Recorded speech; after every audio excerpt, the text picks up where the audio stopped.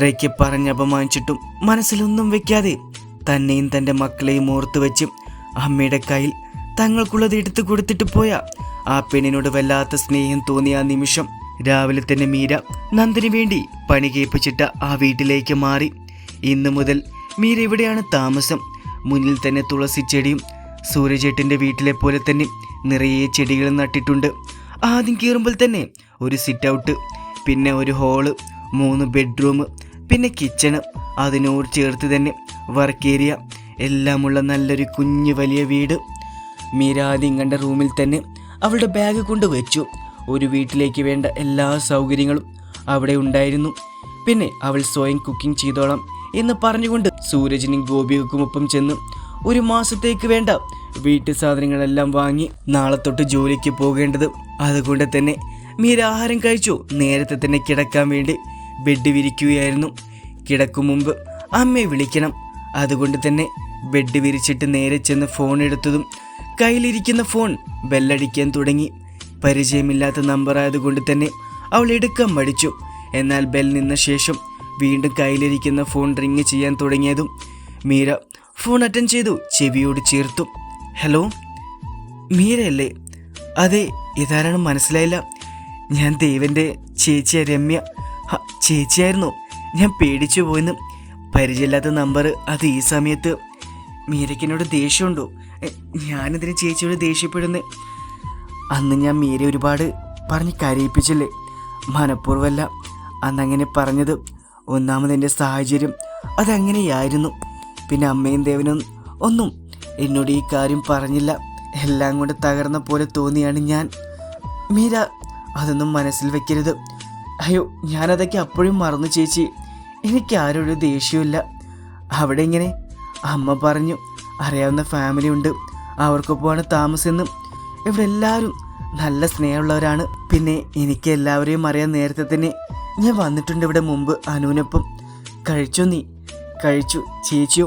കഴിച്ചടാ. പിള്ളേർക്ക് സ്കൂളിൽ പോകണല്ലോ രാവിലെ തന്നെ. പിന്നെ സുമേഷ് ഏട്ടന് പണിയുണ്ട്, അതുകൊണ്ട് നേരത്തെ കഴിച്ചു. അടുക്കള ഒതുക്കി പോന്നു. പിന്നെയും കുറച്ചു നേരം മീരയുമായി സംസാരിച്ച ശേഷം ആ ഫോൺ സംഭാഷണം നിന്നത്. വിമലയെ വിളിക്കുമ്പോൾ മീര പതിവിലും സന്തോഷത്തിലായിരുന്നു. അന്ന് അവൾക്ക് രമ്യ വിളിച്ചതും സംസാരിച്ചതുമായിരുന്നു പറയാനുണ്ടായിരുന്നത്. അവസാനം സംസാരിച്ച് വെക്കുമ്പോൾ ഇതുപോലെ ദേവേട്ടനും എന്നെ മനസ്സിലാക്കുമെന്ന് പറഞ്ഞ് കണ്ണു നിറച്ച് പറയുന്നവളെ കേൾക്കെ തൻ്റെ മകനെ ഇത്രയേറെ സ്നേഹിക്കുന്നവളെ ഇനിയും കരയിപ്പിക്കരുതേ എന്ന് മനമുരുകി പ്രാർത്ഥിച്ചിരുന്നു വിമല. രാവിലെ സൂരജും ഗോപികയും ചേർന്നാണ് മീരയെ ജോലി സ്ഥലത്താക്കിയത്. ആദ്യം വില്ലേജ് ഓഫീസിൻ്റെ ഉള്ളിലേക്ക് കയറി ചെല്ലുമ്പോൾ ഒരു ഭയം തോന്നി. ഇവിടെ ഉള്ളവരൊക്കെ ഏത് തരക്കാരായിരിക്കും, എന്നും തന്നോട് അടുപ്പത്തിൽ മിണ്ടുമോ എന്നൊക്കെ. എന്നാൽ ഓരോരുത്തരെയും ചിരിയോടെ തന്നെ അവളോട് വന്ന് പേരും മറ്റും ചോദിച്ചു. നന്നായി സംസാരിക്കുന്ന കണ്ടപ്പോൾ അവൾക്ക് ആദ്യത്തെ ഭയം മാറിയിരുന്നു. മീര, എവിടെ ഇരുന്നോളൂ, ഇന്ന് ജോയിൻ ചെയ്യുവല്ലേ? മുൻപ് വിജയൻ സാറായിരുന്നു. സാറ് മാറിപ്പോയിട്ട് ഒരാഴ്ചയാവും. പുതിയതായി ജോയിൻ ചെയ്തത് നമ്മുടെ തന്നെ നാട്ടുകാരിയാണ്, ജ്യോതിക മാം. ആൾ വരാൻ ടൈമാവുന്നതേ ഉള്ളൂ. ജയപ്രഭ അവളെ നോക്കി പറഞ്ഞതും അവർക്കൊരു ചിരി സമ്മാനിച്ചുകൊണ്ട് അവിടെ ഇരുന്നു. കുറച്ച് കഴിഞ്ഞതും സാരി എടുത്തു ഫോണും ഒരു ഫയലുമായി അകത്തേക്ക് വരുന്ന ഐശ്വര്യം നിറഞ്ഞ മുഖമുള്ള പെണ്ണിൽ നോട്ടമെത്തി. അവരെ കണ്ടതും ഏവരും മേഡമെന്ന് പറഞ്ഞ് വിഷയുമ്പോൾ മീരയും എഴുന്നേറ്റ് നിന്നു. മീരയൊന്ന് നോക്കി അകത്ത് കയറിപ്പോകുമ്പോൾ ജയപ്രഭ അവൾക്ക് പിന്നാലെ ചെന്നു. കുറച്ചു കഴിഞ്ഞൊരു ചിരിയോടെ തന്നെ മീരയുടെ അടുത്തേക്ക് വന്നുകൊണ്ട് അകത്തേക്ക് ചെല്ലാൻ പറഞ്ഞു. മീര അകത്തെ ഡോർ തുറന്ന് അകത്തേക്ക് ചെല്ലുമ്പോൾ അത്രയും നേരമില്ലാതിരുന്ന ഒരു ഭയം എന്തുകൊണ്ടോ വരാൻ തുടങ്ങിയതുപോലെ. മുന്നിൽ പേടിച്ചു നിൽക്കുന്ന മീരയെ കണ്ടതും ജോയ്ക്ക് ചിരിയാണ് വന്നത്. അവളത് പുറത്ത് കാണിക്കാത്തതിനെ കുറിച്ച് ഗൗരവത്തിൽ പറഞ്ഞു. ഒരിടത്ത് കയറി വരുമ്പോൾ മിനിമം ചോദിച്ച് കയറി വരാനുള്ള മാനേഴ്സ് ഉണ്ടെന്ന് അറിയില്ലേ തനിക്ക്? സോറി മാം, ഞാൻ പെട്ടെന്നുള്ള ടെൻഷനിൽ. ഇങ്ങനെ പോയാൽ ചെയ്യുന്ന ജോലിയും എന്തെങ്കിലും പിഴ വരുത്തിയിട്ട് പറയുമല്ലോ. പെട്ടെന്നുള്ള ടെൻഷൻ കൊണ്ട് പറ്റിയതാണെന്ന് ഞാൻ. ബാക്കി പറയാനാവാതെ കാരണമില്ലാതെ കണ്ണുകൾ നിറഞ്ഞു പോയിരുന്നു. അത് കണ്ടതും മുന്നിൽ നിൽക്കുന്ന പെണ്ണിനോട് കുറെ കൂടെ അലിവും സ്നേഹവും തോന്നി ജയിക്കും. ജോ അവൾക്കരികിൽ വന്ന് അവളുടെ ഷോൾഡറിൽ പിടിച്ചുകൊണ്ട് മുഖം തനിക്ക് നേരെ ഉയർത്തി. ഒരു ചിരിയോടെ നോക്കുമ്പോൾ മീരയിൽ അമ്പരപ്പായിരുന്നു. ഗോപി ചേച്ചി പറഞ്ഞ പോലെ തന്നെയാണല്ലോ ഒരു തൊട്ടാവാടി. ഇത്രയും തൊട്ടാവാടി ആവല്ല പെണ്ണെ. അപ്പൊ ഗോപി ചേച്ചി അറിയാമോ? പിന്നെ അറിയാതെ. ഗോപി ചേച്ചി പറഞ്ഞു അവിടെ ഈ മീരപ്പെണ്ണിനെയും അറിയാം. മീരയിൽ അതിശയം. മീര ഇങ്ങനെ പേടിക്കണ്ട കേട്ടോ, ഞാൻ തന്നെ വെറുതെ പറ്റിക്കാൻ കാട്ടിയതല്ലേ. മീരയ്ക്ക് ഇവിടെ ഒരു പ്രശ്നം ഉണ്ടായിരിക്കില്ല. അഥവാ ഉണ്ടായി ഞാനുണ്ടാവും കൂടെ എന്തിനും. ഗോപി ചേച്ചിയുടെ ആരെന്ന് പറഞ്ഞു തന്നില്ല അല്ലേ? ഞാനാ പറയണ്ട, ഇവിടെ വരുമ്പോ ഞാൻ തന്നെ പറയാമെന്ന്. എൻ്റെ നാട് ഇവിടെ തന്നെയാണ് കേട്ടോ. മീര വരുമ്പോ ഇവിടെ ആരെങ്കിലും പറഞ്ഞു കേട്ടിട്ടുണ്ടാവില്ലേ? അതിനവളതിന് തലയാട്ടി. ഞാൻ ജനിച്ചു വളർന്ന എൻ്റെ നാടാണിത്. ജോലിക്ക് ഫസ്റ്റ് പോസ്റ്റ് കിട്ടിയത് കണ്ണൂരായിരുന്നു. 1 വർഷം അവിടെയായിരുന്നു. അത് കഴിഞ്ഞിപ്പോൾ എൻ്റെ നാട്ടിൽ തന്നെ കിട്ടി. പിന്നെ ഗോപിക ചേച്ചി ഇങ്ങനെ പരിചയം എന്ന് വെച്ചാ മീര വന്നപ്പോൾ തൊട്ട് നന്ദൻ എന്ന പേര് കേട്ടിട്ടുണ്ടാവില്ലേ? സൂര്യചേട്ടൻ്റെ അനുജൻ. അവളുടെ ഭാവി വധുവാണ് ഞാൻ. നന്ദൻ്റെ ഒരേ ഒരു പ്രണയം. മീരയിൽ അതിശയം. അവൾ കണ്ണുകൾ വിടർത്തി അവളെ നോക്കി. നന്ദനെ കണ്ടിട്ടില്ലല്ലോ എൻ്റെ മീര? ഇല്ല, കാണേണ്ട ആളാണ്. ബട്ട് നന്ദന് മീരയെ അറിയാം. ഞങ്ങളുടെ സംസാരത്തിൽ എപ്പോഴും ഇപ്പോൾ മീരയുണ്ട്. നന്ദൻ വന്നു കഴിഞ്ഞാൽ മീര ഈ മീരയിൽ നിന്ന് കുറച്ചുകൂടെ സ്ട്രോങ് ആയിട്ടുള്ള മീരപ്പെണ്ണായി മാറ്റിയെടുക്കും. പിന്നെയും അവർ കുറെ സംസാരിച്ച ശേഷം മീരയുടെ വർക്ക് പ്ലേസും അവൾക്കുള്ള വർക്കും കൊടുത്ത് അവളുടെ ചെയറിൽ ജോ തന്നെയാണ് കൊണ്ടിരുത്തിയത്. ആ നിമിഷം മീരയ്ക്ക് വല്ലാത്ത സന്തോഷം തോന്നി തുടങ്ങിയിരുന്നു. വൈകുന്നേരം ഇറങ്ങാൻ നേരം മീര തന്നെ തൻ്റെ സ്കൂട്ടിയിൽ നന്ദനം അവളെ കൊണ്ടാക്കി. സൂരജിനമ്മ ദേവയ്ക്ക് ജോയെ കണ്ടതും ഒരുപാട് സന്തോഷം തോന്നി. അതും മീരയ്ക്കൊപ്പം കൂടെ കണ്ടപ്പോൾ കുറച്ചുകൂടെ കൂടിയതുപോലെ. ദേവിക്ക് രണ്ടാൾക്കും ചായ ഇട്ട് കുടിക്കാൻ കൊടുക്കുമ്പോൾ ഒരുപാട് സംസാരിക്കാനുണ്ടായിരുന്നു അവർക്കിടയിൽ. സത്യം പറഞ്ഞാൽ മീര സന്തോഷം എന്താണെന്ന് അറിഞ്ഞു തുടങ്ങിയ ദിവസങ്ങളായിരുന്നു അവയെല്ലാം. കല്ലും കുട്ടും കൂടെ വന്നതും സന്തോഷം കുറച്ചുകൂടെ ഇരട്ടിയായതുപോലെ. ഗോപികയും സൂരജിൻ്റെ അച്ഛൻ ശിവൻ കൂടെ വന്നതും കോളം തികഞ്ഞു കിട്ടി. ജോ പോകാനിറങ്ങുമ്പോൾ എന്തോ സങ്കടം തോന്നി മീരയ്ക്ക്. ഈ ഒരു ദിവസം കൊണ്ട് തന്നെ അവളുടെ ആരൊക്കെയായി ജോ മാറിയതുപോലെ. എന്തോ മനസ്സ് ദേവനെ വിളിക്കാൻ പറയുന്ന പോലെ. ഒരിക്കൽ ആദ്യമായി ഇഷ്ടം പറയാൻ വിളിച്ചപ്പോൾ ദേഷ്യപ്പെട്ട് ബ്ലോക്ക് ചെയ്തു പോയതാണ് ദേവൻ.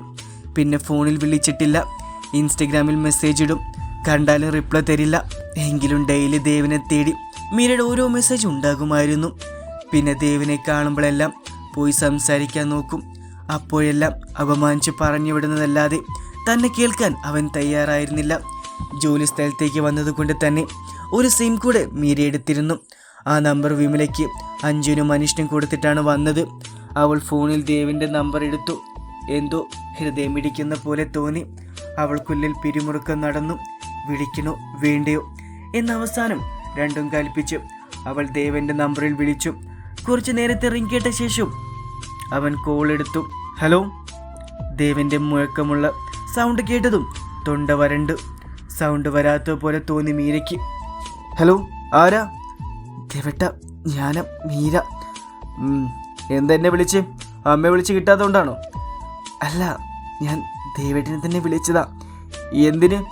എന്നെന്തിനാ നീ വിളിക്കുന്നേ? പെട്ടെന്ന് ദേവേട്ടിന് ഓർമ്മ വന്നു. ആ സൗണ്ട് കേൾക്കാൻ തോന്നി. അവനിൽ പുച്ഛം നിറഞ്ഞു. അപ്പോൾ രാത്രി ഇതുപോലെ ആരുടെ സൗണ്ട് കേൾക്കാൻ തോന്നിയാലും നീ വിളിക്കുമോ?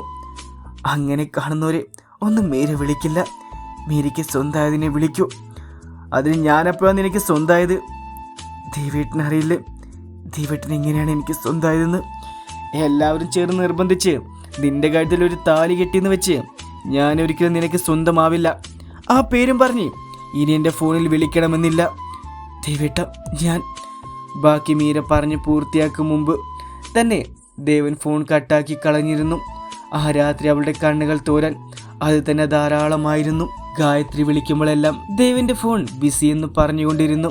അവൾ സംശയത്തോടെ അവൻ്റെ നമ്പറിൽ നോക്കി. കോൾ കട്ടാക്കുമ്പോൾ അടുത്ത തവണ ദേവന്റെ കോൾ അവളെ തേടിയെത്തി. ആരെ രാത്രി വിളിച്ച് ഇത്രമേൽ സംസാരിച്ചത്? അതാ മീര വിളിച്ചതാ. ഓ, അപ്പൊ അവിടെ വരെ എത്തി കാര്യങ്ങളല്ലേ? ഫോൺ വിളിക്കാൻ മാത്രം ബന്ധമായോ രണ്ടാൾക്കും ഇടയിൽ?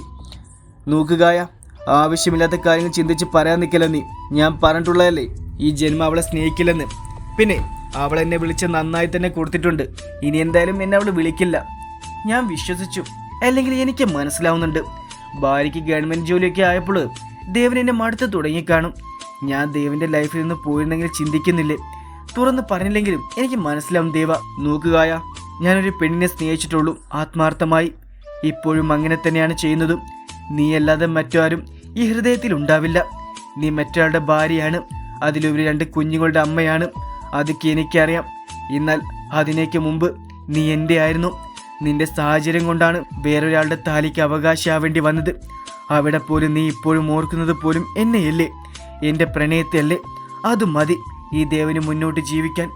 മതി, ഇത് കേട്ട മതി ദേവൻ. എനിക്ക് ഇതിൽ പരം എനിക്കൊന്നും വേണ്ട, ഒന്നും ആഗ്രഹിക്കുന്നില്ല ഞാൻ. മീര വിളിച്ചിരുന്നു, അനീഷേട്ടനെ വിളിച്ചിട്ട് കിട്ടുന്നില്ലെന്ന് പറഞ്ഞു. അഞ്ജു അവൻ്റെ അടുത്തായി വന്നുകൊണ്ട് പറഞ്ഞു, ഫോൺ ഓഫായി പോയടി, അതാ. പിന്നെ ഇന്നലെ ജോയിൻ ചെയ്തത് എങ്ങനെയുണ്ടെന്ന് പറഞ്ഞു. കുഴപ്പമില്ലല്ലോ അവൾക്ക് അവിടെ? ഒരു കുഴപ്പമില്ല. വില്ലേജ് ഓഫീസർ ഒരു ലേഡിയായിരുന്നു. അതും മീരയൊപ്പം നിൽക്കുന്ന ഫാമിലി ഇല്ലേ, അവിടെ ഇളയ മകന് കെട്ടാൻ പോകുന്ന പെൺകുട്ടിയാണ് ആള്. മീരയെ വലിയ കാര്യമായിട്ടുണ്ട്. ജോലി കഴിഞ്ഞ് അവളെ വീട്ടിലേക്ക് ഉണ്ടാക്കി. പിന്നെ ജോലി സ്ഥലത്ത് എന്ത് ബുദ്ധിമുട്ടുണ്ടെങ്കിലും പറയണം, ഞാനുണ്ടാവുമെന്നൊക്കെ പറഞ്ഞു. ആള് വലിയ സന്തോഷത്തിലായിരുന്നു. പാവം, നന്നായിരിക്കട്ടെ അവള്. എന്തായാലും സന്തോഷമായിട്ടിരിക്കുന്നല്ലോ, അത് മതി. പിന്നെ വേറൊരു വിഷയം കൂടെ ഉണ്ടായി. എന്ത്? ഇന്ന് മീരയെ രമ്യേച്ചി വിളിച്ചിരുന്നു. രമ്യയോ? എന്തിനോ, വഴക്കുണ്ടാക്കാനാണോ? അല്ല. പിന്നെ രമ്യ രാവിലെ വിമലയെ കണ്ടതും മീരയെ വിളിച്ചുപ്പ സംസാരിച്ചതുമെല്ലാം അഞ്ജു അനീഷിനോട് പറഞ്ഞു. രമ്യയ്ക്ക് മനസ്സിലായിട്ടുണ്ട് മീര അകറ്റി നിർത്തിയ നഷ്ടമായിരിക്കുമെന്ന്. പിന്നെ രമ്യയുടെ എടുത്തു ചാടിയുള്ള സംസാരം പറച്ചിലേക്ക് ഉണ്ടെന്നേ ഉള്ളൂ. ആള് പാവാണ്, അതെനിക്കും അറിയാം. എന്തായാലും രമ്യേച്ചി വിളിച്ചത് മുതൽ ദേവനും ഇതുപോലെ മനസ്സ് മാറി വിളിക്കുന്ന പ്രതീക്ഷയിലാണ് ആ പെണ്ണ്. അവളോട് പറയും തൽക്കാലം ജോലി, മുന്നോട്ടുള്ള ജീവിതം നോക്കി ഹാപ്പി ആയിട്ട് പോകാൻ. അതിൻ്റെ ഇടയ്ക്ക് അവനെ ഓർത്ത് വെറുതെ മനസ്സ് വിഷമിക്കാൻ നിൽക്കരുതെന്ന് പറയണം. അവൻ്റെ മനസ്സ് മാറി അവനായി വന്നിരുന്നെങ്കിൽ വരട്ടെ, അല്ലാതെ അങ്ങോട്ട് ഒന്നിനും പോകരുതെന്ന് പ്രത്യേകം പറയണം. ഞാൻ പറഞ്ഞു, ഇനി ഏട്ടൻ കൂടെ വിളിക്കുമ്പോൾ പറഞ്ഞാൽ മതി ഒന്നുകൂടെ.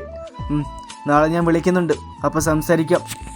മീരയ്ക്ക് ജോലി സ്ഥലത്ത് എന്തിനും കൂട്ടായി ഒരു ചേച്ചിയുടെ സ്ഥാനത്ത് ജോ ഉണ്ടായിരുന്നു. ഓഫീസിൽ വരുമ്പോൾ അവളുടെ മേഡമായിരിക്കും, എന്നാൽ പുറത്തിറങ്ങുമ്പോൾ രണ്ടും സഹോദരിമാരായിരുന്നു. ജോ ആണ് മീരയെ തിരികെ വീട്ടിലാക്കുന്നതും.